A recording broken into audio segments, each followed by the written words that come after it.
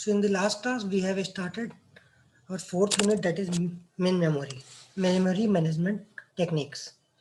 So till now, we have discussed few things about the RAM, how we are using our RAM. We have modified some data in the last slide, that is limit and base registers value. Some processes are there in the operating system. So you must be having some boundary.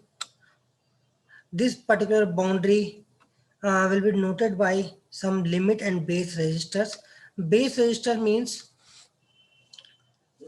your starting boundary where your process can start writing its data, and limit means the size of this block. Base plus limit will give you the end result of this particular block. Your process can take any address in between your base and base plus limit. So we have also discussed this particular thing. CPU is generating address, that is a logical address. This logical address must be checked. It should be greater than or equal to base. If not, then you should be trapping here, and you will be trapping some kind of error. Otherwise, if your CPU address is greater than base, then you again will check it should be less than base plus limit. If it is less than base plus limit, then yes, you are going to map this address with the main memory, with the RAM. That is the physical address.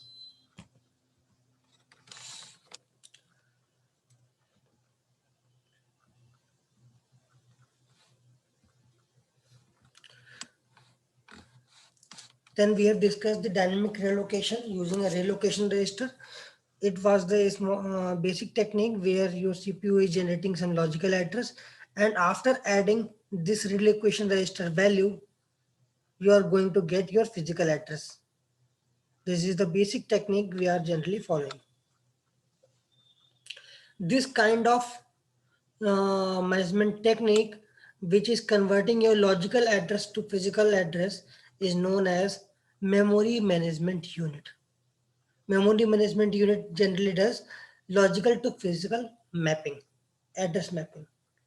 What is your logical address? Once again, I am telling you, if you are running a process, in between execution, process is going to generate some addresses. Those addresses will only be local to that particular process. Local means if there is a block, assigned to that process,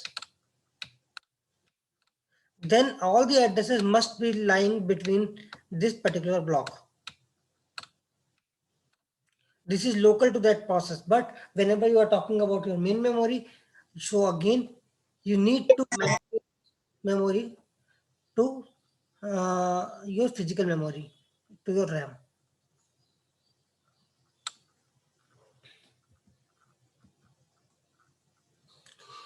Then the next concept is swapping.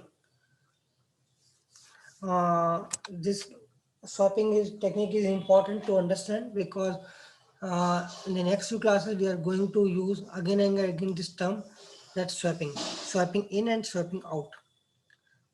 A process can be swapped temporarily out of memory to a backing store. Backing store means secondary storage. Secondary storage means hard disk. A process can be swapped temporarily out from the memory to a backing store and then brought back into memory for continued execution. Suppose your program is executing, so you must be using your RAM. For a particular time, you might want that your RAM should be freed and some other higher priority task is coming in your RAM, and your RAM is not having that much storage. So what will you do? You are going to take all your RAM memory, you are copying that content to secondary storage for minute time, for 100 millisecond, 200 millisecond likewise. Then after some time, you will again fetch that particular data to RAM. This is generally happening in our system. So again, I am reading it. a process can be swapped temporarily out from the RAM to a secondary storage and then brought back into memory for continued execution. Total physical memory space of processes can exceed physical memory. This might be happen.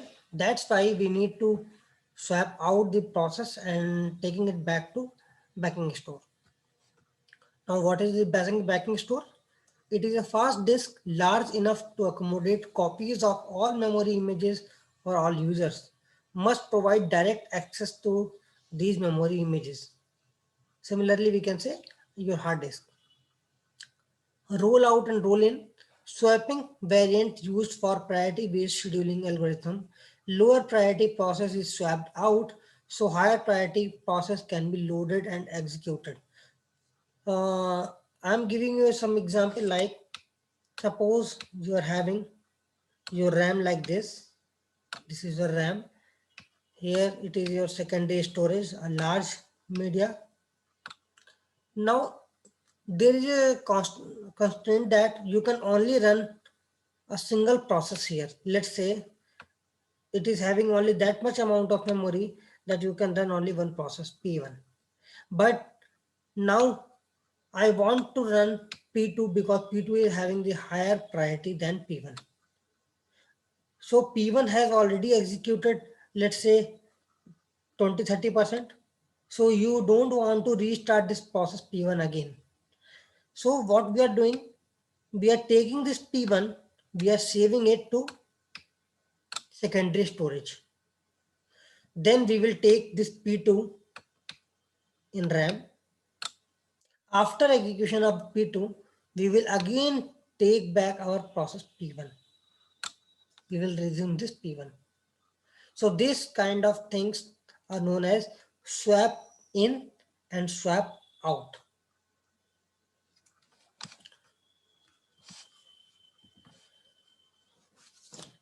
This is your operating system. This is your user space where you can run your processes. This is complete block of main memory. Here, this is backing store. Backing store means secondary storage. So if you want to run any other process, then process P1 is running here. You are taking it to backing store. That means swapping out from the memory. All these things swap in, swap out will be termed as with respect to the main memory. You are going out from the memory, that is swapping out. If you are taking some content into main memory, then it is known as swap in. Why this swap in and swap out are required? Because of the constraint in memory. We are not having that much amount of memory in RAM, so we can accommodate more than one process or more than two processes at a time. That's why you need to have this swap in and swap out mechanism.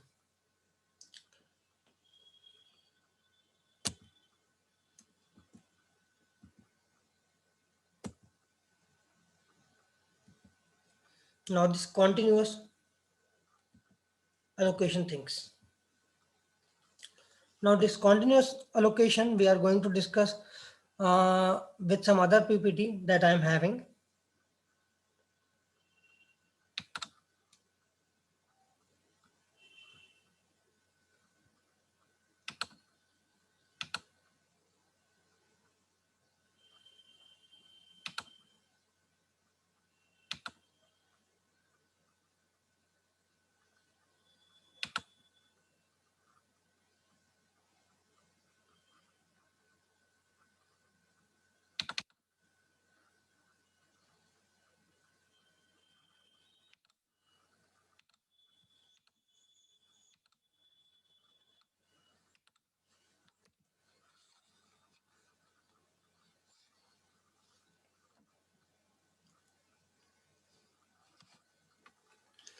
This is another book that is William Stelling's.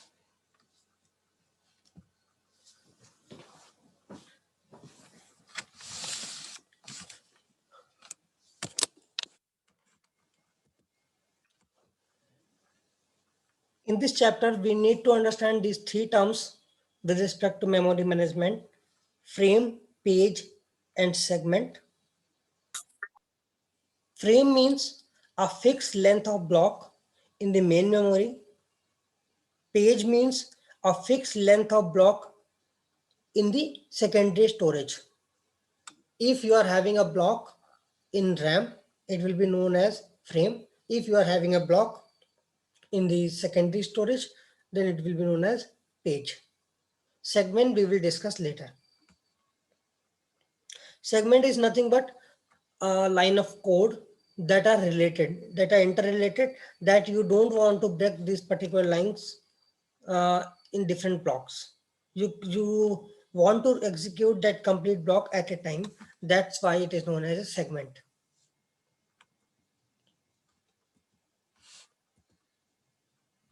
I am directly going to that particular part which we were discussing, because there are so many things in this PPT.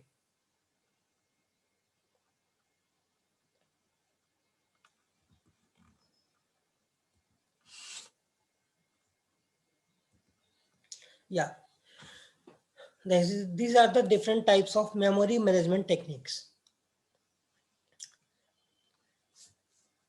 What are the types? What are the techniques? Fixed partitioning,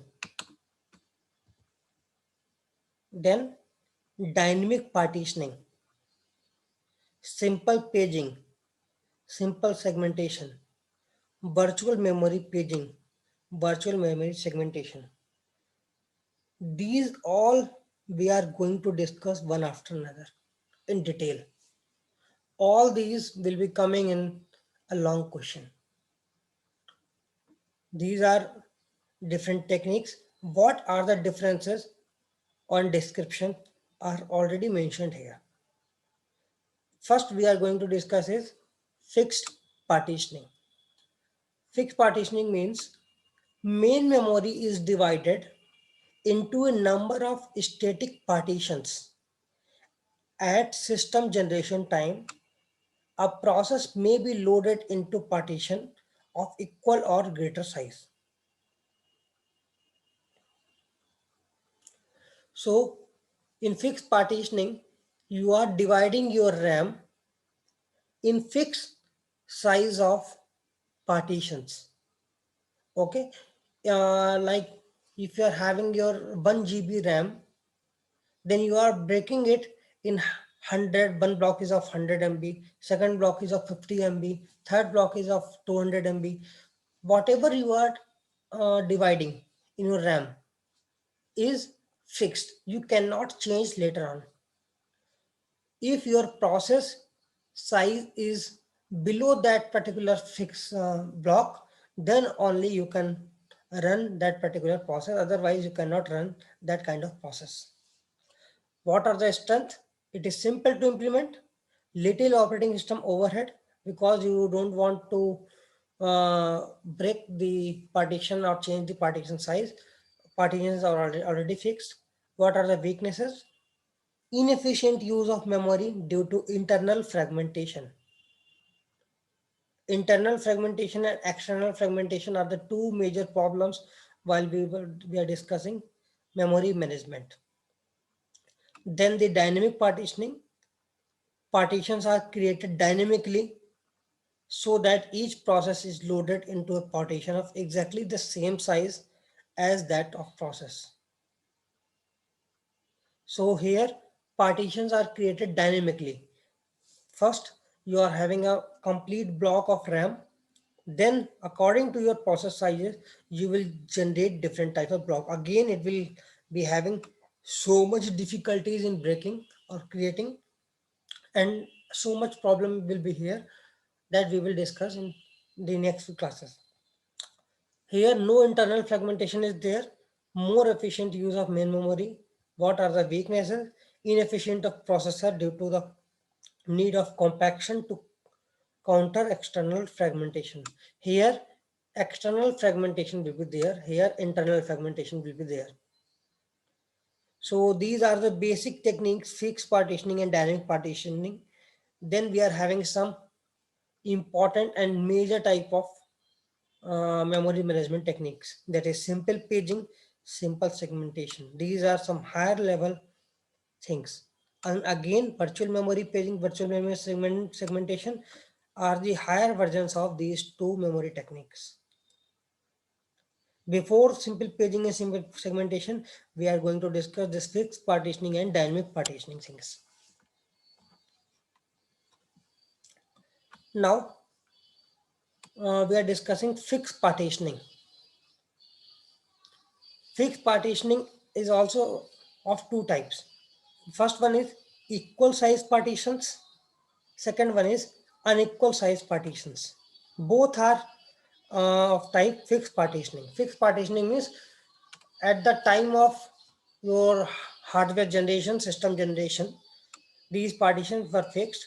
Your RAM is having a fixed amount of blocks and all the block size are already fixed. So it is also having two types, equal size and unequal size. If you this type of structure is there in your RAM, then it is of fixed size. 8 MB, 8 MB, 8 MB, 8 MB, all the sizes of all the blocks are of 8 MBs. Here, first block is of 8 MB, then 2 MB, then 4 MB, then 6 MB, 8 MB, 8 MB, 12 MB, 16 MB. Both are having some advantages, both are having some disadvantages. Obviously, the second one will be better. Here, if your processors are around 7 MBs or 8 MBs, or for all the processors that are coming into system are less than 8 MBs, so you can accommodate 7 different processes in this diagram because 7 blocks are there. If 7 different processes are there and all are less than 8 MBs, so what will happen? You might be placing this particular process here, might not be. If your process is having 7 MB, process is required 7 MBs of storage, so you can accommodate it here, here, here, and here, but not the starting 3 locations because they are having only 2 MB, 4 MB, and 6 MB spaces. So if you are having 7 MB process, 8 MB process, you can accommodate those processes here, but not here because here only 8 MB size is allowed. So both are having some advantages, both are having some kind of disadvantages. But again, this will be helpful for all of us. If we are having different sizes means we can accommodate a small process as well, and we can accommodate a large process as well. Here, our moderate size of process is allowed every time. You cannot use a process with 15 MB, 14 MB, 13 MB size. We are talking about fixed partitioning. Why it is 64 MB? 64 MB means because we are having 8 MBs, 8 blocks of 8 MBs. And if you are totaling here also, it will give you 64 MBs. 8 MB, some fixed size will be already allocated to the operating system.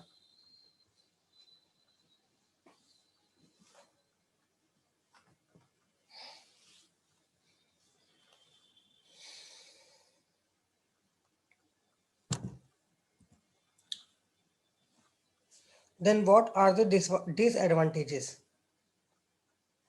in the fixed size partitions? A program may be too big to fit in the partition. Yes, it may happen. A program needs to be designed with the use of overlays. So if you want to utilize this particular mechanism to have a big process, so you should be having some kind of mechanism for overlays. Overlays means if we are having 15 MBs of process, then again 8 MBs from here and 7 MBs from here, you may be able to grasp. If you can achieve that kind of mechanism, then only these processes, these type of partitioning will be helpful for you. Main memory utilization is inefficient. Any program, regardless of size, occupies an entire partition. Yes. If you are having this kind of blocks or these kind of blocks, and one process is coming off 1 MB only. If 1 MB process is coming, you are assigning here or in any block, it will waste your 7 MBs. Remaining 7 MBs will be waste, and no other process can take that particular 7 MBs. Here also, if your first process is coming that is having only 1 MB, so you are placing here. If your another process is coming of 1 MB, then again you will be placing here in the 4 MB block. Again 3 MB will be your wastage.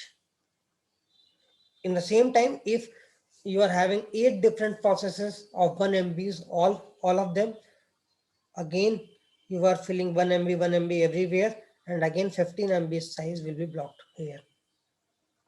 So this is the problem.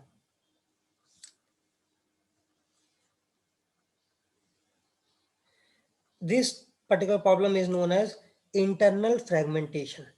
Wasted space due to the block of data loaded being smaller than the partition. This is known as internal fragmentation. If you are fitting a process of 5 MB, 6 MBs here in 12 MB block, let's say process size is 5 MB, so 7 MB size will be remaining. Your 7 MB will be known as the internal fragmentation. This is a problem.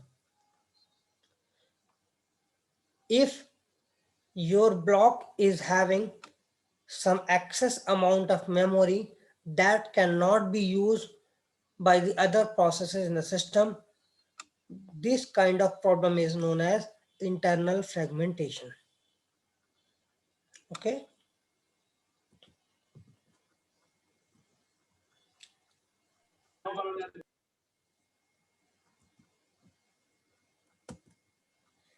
Then the dynamic partitioning.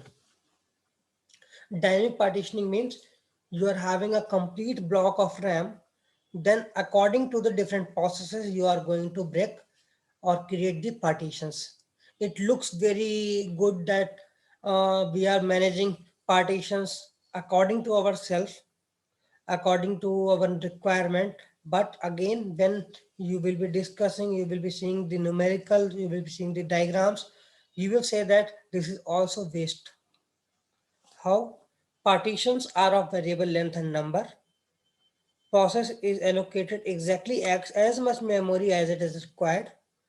If 1 MB is there, you are just cutting a part of 1 MB and you will be giving this 1 MB to that process. If it requires 20 MB, so you will be again breaking a 20 MB block and you will be assigning a new process there. This technique was used by IBM mainframe operating system OS MBT. Now, what is a scenario? We can discuss this with the help of this diagram.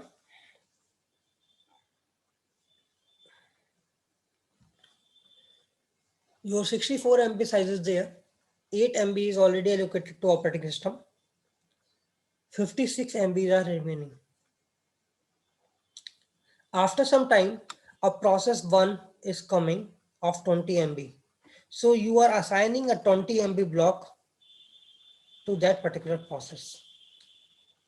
Then out of 56, 20 is blocked, 36 is remaining now. After some time, another process is coming, that is process number 2 of 14 MB. So you will again allocate 14 MB size and you will be remaining free size as 22 MB, looking very nice. You are completely using that particular space and no space is wastage. Again, process 3 is coming of 18 MB. 18 MB we are allocating here, remaining is 4 MBs. Very good. After some time, process P2 has completed its execution.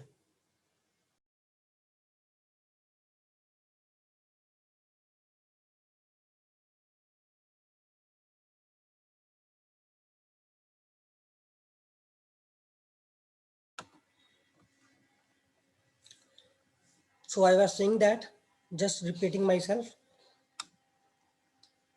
Complete block of 56 MBs are there. If process 1 is coming of 20 MB size, yes, we are allocating 20 MB size from the 56 remaining. Then 36 will be the free size. Then process 2 is coming. Process 2 is having 14 MB size. Then we are giving 14 MB. Then process 3 is coming. We are giving 18 MB as required by the process 3. These are, we are taking randomly 14, 20, 18. These are random numbers. We are assuming this kind of scenario. Now 4 MB is remaining. Now this looks very good that we are not having wastage internal fragmentation here. Internal fragmentation means if we are having some free storage due to the bigger size of the block, because here we are not having a bigger size, we are creating only the exact size of blocks whichever is required. Now after some time, process P2 completed its execution and you are removing this process P2 out of the memory. After removing P2, your 14 MB will be free here, 4 MB was free here. This is the total remaining things. Now process 4 is coming. Process 4 is coming. Now process 4 is having 8 MBs requirement. So out of 14 MBs, you are giving 8 MBs here and 6 MB will be remaining. After some time, process 1 is also completed. Process 1 completed. 20 MB removed. Process 2 is again coming, that is of 14 MB. Again 14 MB you are giving here. Now, what are the total spaces that are free? 6 MB, 6 MB and 4 MB. How much is the total? 12 plus 4, 16. 16 MB storage is full. Sorry, 16 MB storage is free. Now suppose a 12 MB or 13 MB process is coming in your system. Are you able to allocate that particular memory to that process? No, because we require a contiguous space, a space where we can accommodate that process. Here we are not having that much amount of free memory on a particular block. We are having 16 MBs, but these 16 MB is distributed to different locations. So this particular problem is known as external fragmentation. External fragmentation means we are having the required amount of memory for a process in the system, but that is not contiguous. This problem is known as external fragmentation. So in dynamic partitions, we are facing the issue of external fragmentation. We can remove this external fragmentation using compaction. Compaction is a technique of removing external fragmentation. What compaction will do? We are shifting this process P4 just nearer to process P2. If we are shifting this process to uh, this particular memory, then again 12 MB block will be free. Then again process 3 we will shift upward. Again 16 MB of memory will be contiguously free. Then you can use that 16 MB block. So you need to shift this process to some other memory location. This shifting of process from one memory address to another is known as the compaction. At any time, if you are having any doubt, you may raise your hand.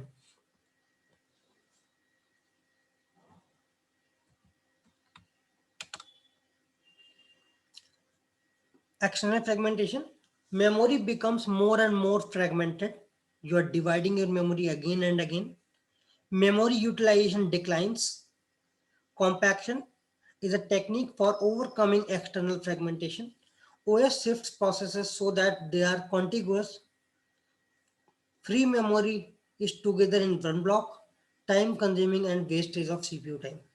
If you are doing compaction again and again, your CPU will be wasting its time.